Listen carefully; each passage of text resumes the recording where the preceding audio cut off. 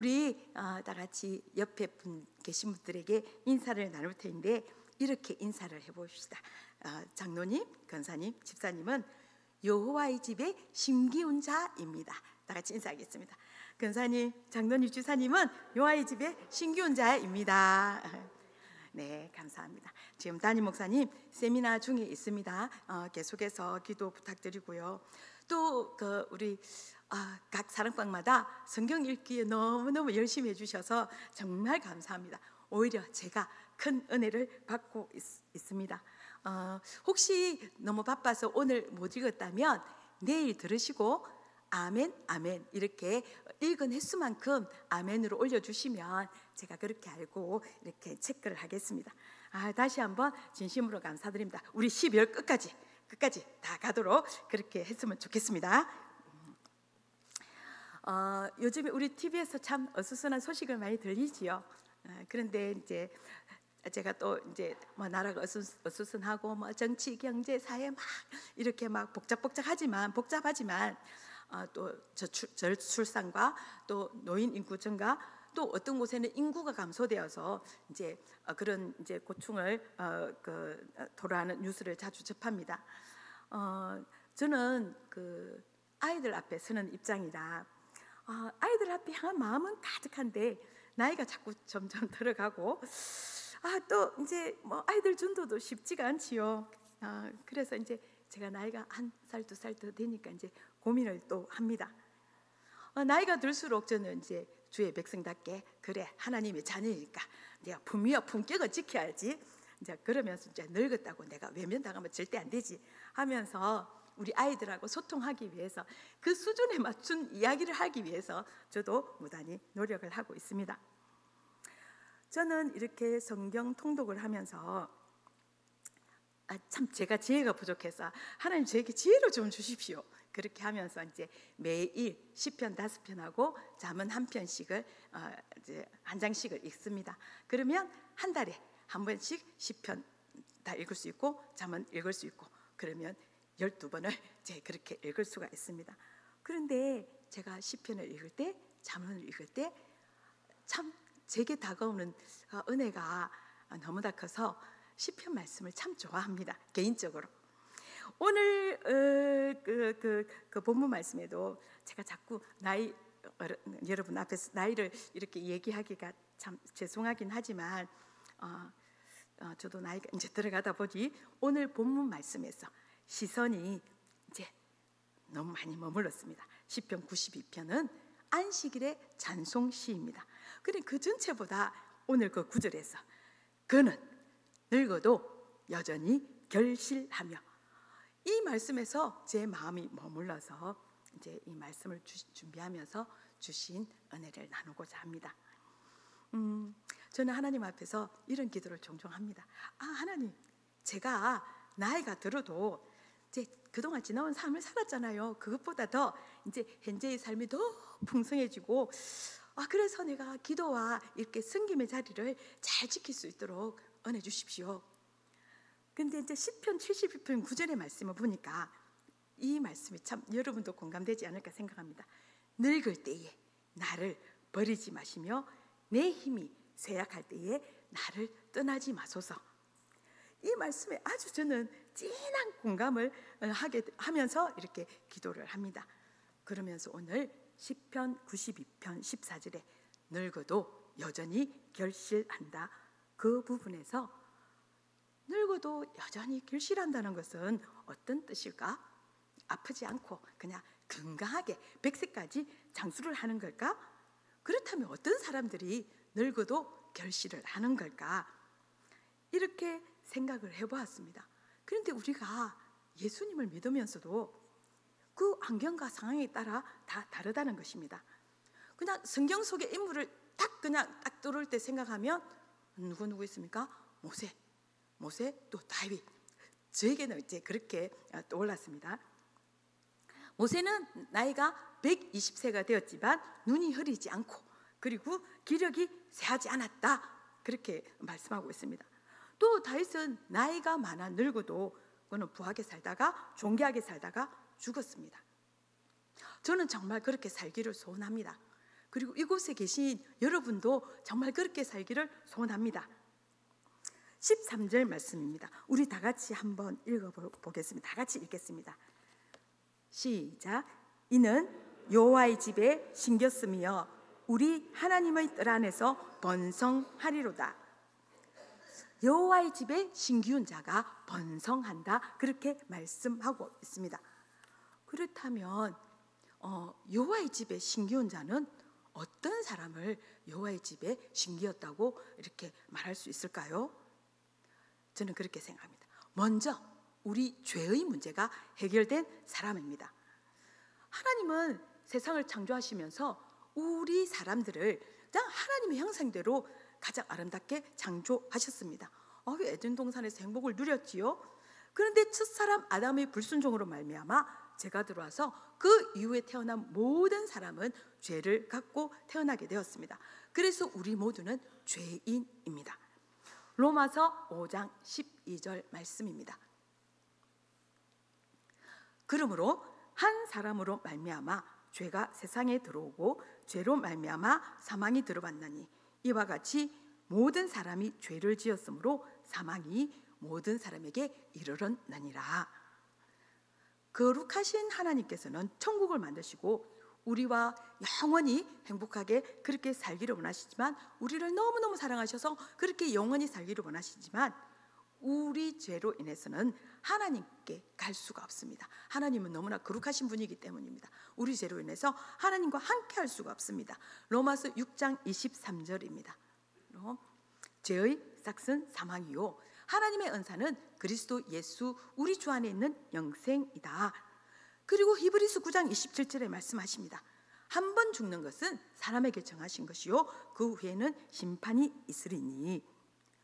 죄의 결국은 사망이고 심판입니다. 심판에 대한 부분을 조금 더 한번 살펴보도록 하겠습니다. 계시록 20장 12절에서 15절 말씀입니다. 우리 자막을 보고 그냥 천천히 한번 그냥 15절까지 길지만 읽어보겠습니다. 시작. 또 내가 보니 죽은 자들이 큰 자나 작은 자나 그 보좌 앞에 서 있는데 책들이 펴 있고 또 다른 책이 펴졌으니 곧 생명책이라. 죽은 자들이 자기 행위를 따라 책대로 기록된 대로 심판을 받으니 바다가 그 가운데서 죽은 자들을 내주고 또 사망과 음부도 그 가운데서 죽은 자들을 내주매 각 사람이 자기의 행위대로 심판을 받고 사망과 음부도 불못에 던져지니 이것은 둘째 사망 곧 불못이라. 누구든지 생명책에 기록되지 못한 자는 불못에 던져지더라. 아멘. 그리고 제가 한 구절 더 읽어드리겠습니다. 계시록 21장 8절. 그러나 두려워하는 자들과 믿지 아니하는 자들과 흉악한 자들과 살인자들과 음행하는 자들과 점술가들과 우상 숭배자들과 거짓말하는 모든 자들은 불과 유황으로 타는 못에 던져지리니 이것이 둘째 사망이라. 죄로 인해서 우리는 지옥의 심판을 받을 수밖에 없지만 하나님은 우리를 너무나 사랑하셔서 이 죄의 문제를 우리 스스로는 도저히 해결할 수가 없으니 하나님께서 해결 방안을 주신 것입니다. 바로 예수님을 이 땅에 보내주셔서 저와 여러분의 모든 죄를 대신해서 십자가에 죽게 하셨습니다. 로마서 5장 8절 말씀입니다. 우리가 아직 죄인 되었을 때에 그리스도께서 우리를 위하여 죽으심으로 하나님께서 우리에 대한 자기의 사랑을 확정하셨느니라. 하나님께서 우리를 사랑하신 그 증거가 바로 예수님의 죽으심입니다. 예수님은 십자가에 죽으시고 성경대로 다시 살아나셨습니다. 고린도전서 15장 3절 4절 말씀입니다. 내가 받은 것은 내가 먼저 너희에게 전하였노니 이는 성경대로 그리스도께서 죽으시고 장사 지낸 바 되셨다가 성경대로 사흘 만에 다시 살아나사.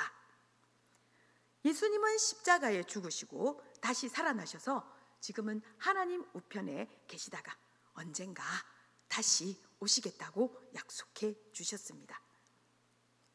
그 예수님을 믿는 자는 죄인에서 의인으로 이렇게 되었습니다.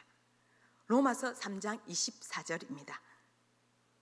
그리스도 예수 안에 있는 속량으로 말미암아 하나님의 은혜로 값없이 의롭다 하심을 얻은 자가 되었다. 그렇게 말씀하시지요. 바로 나의 죄를 대신해서 십자가에 죽으시고 다시 살아나신 예수님을 나의 구세주로 믿는 자가 바로 여호와의 집에 심기운 자입니다. 그렇다면 여호와의 집에 심기운 자는 어떨까요? 첫째, 오늘 읽을 말씀이죠. 종려나무같이 번성합니다. 본문은 하나님과 이제 올바른 관계를 맺고 있는 그리스도의 삶을 종려나무에 비유합니다. 그래서 시편 기자가 말하지요. 의인은 종려나무같이 번성하며, 여기서 종려나무는 번성이라는 단어와 관련이 있습니다. 곧 믿는 사람은 종려나무처럼 번성한다는 것입니다. 그러면 번성한다는 것의 의미는 무엇일까요? 그것은 종려나무의 특징을 살펴보면 알 수 있습니다. 종려나무는 우리나라의 대추와 비슷한 열매가 열리기 때문에 대추 야자 열매라고 불립니다. 종려나무는 하늘을 향해서 이렇게 10m 또 30m 가량 곱게 쭉 뻗으면서 자라는데 가지가 이렇게 축축 늘어져서 정말 그 부러질 정도로 열매가 주렁주렁 이렇게 맺는 나무입니다. 인터넷에 찾아보니까 이렇게 막 가득 열려 있더라고요. 목사님 설교 중에도 언급된 적이 있습니다. 이러한 종려나무 특성은 이스라엘 사람들이 아이 이름을 짓는데도 발견할 수가 있습니다. 제가 보니까 종려나무는 히브리어로 다마르라고 하는데 성경에서 다말이라는 이름이 있지요. 그 뜻이 바로 많은 자녀를 낳아라, 그런 다산의 기원을 담고 있다고 합니다. 그 기원이 이제 우리나라의 그 풍습에도 볼 수 있는데, 여러분들 다 결혼식 할 때 패백 드렸지요. 저도 그렇게 패백 드렸는데 아마 대추를 이렇게 던져줍니다. 자녀를 많이 낳으라는 뜻으로. 요즘은 어떤지 모르겠습니다. 우리 시절에는 그랬지요. 오늘 성경은 바로 의인의 삶, 우리 그리스도인의 삶이 그렇다고 말합니다. 여호와의 집에 심기운 자는 곧 메마른 광야 속에서도 풍성한 열매를 맺는 삶을 살 수 있습니다. 둘째로, 여호와의 집에 심기운 자는 백향목같이 성장합니다. 여호와의 집에 심기운 자는, 예수 그리스도를 믿는 자는 그 삶이 백향목과 같습니다. 종려나무가 그 남쪽의 메마른 사막에서 자라는 반면 백향목은 만년설로 뒤덮인 북쪽의 추운 레바논 산맥에서 자란다고 합니다. 백향목같이 성장하리로다. 이거는 곧 믿는 사람은 백향목같이 이렇게 쭉쭉 뻗어나가는 겁니다. 그 성장한다는 의미가 뭘까요? 백향목의 특징을 보면 레바논 산맥의 1500m, 200m 그 고지에서 자라면서 하늘을 찌르듯 30m 이상 크고 곱게 또 우람하게 자랍니다. 백향목 폭이 또 이렇게 넓이가 폭이 2, 3m에 달한다고 합니다. 무엇보다 백향목은 이렇게 굽지 않고 바로 이제 곱게 자라기 때문에 그런 특성 때문에 그 건축용 자재로 많이 사용된다고 합니다. 그래서 솔로몬 성전을 건축할 때 백향목을 들보로 삼았습니다. 열왕기상 6장 10절 말씀해 보니까 온 성전으로 돌아가며 높이가 5규빗 되는 다락방을 건축하되 백향목 들보로 성전에 연접하게 하였다, 그렇게 말하고 있습니다. 따라서 레바논 백향목같이 성장한다는 것은 높이, 곱게, 바르게 성장한다는 것을 의미하지요. 백향목 같은 그리스도인들은 세상의 시련에도 굴하지 않으며 하나님의 자녀답게 곱게 살아가려고 합니다. 비록 가난할지라도 정직한 가난을 우리는 부끄러워하지 않을 수 있고요. 또 악인의 그 거짓된 성공을 우리가 부러워하지 않을 수 있습니다. 예수 그리스도를 주로 믿고 신행일치의 삶을 살아가려고 합니다.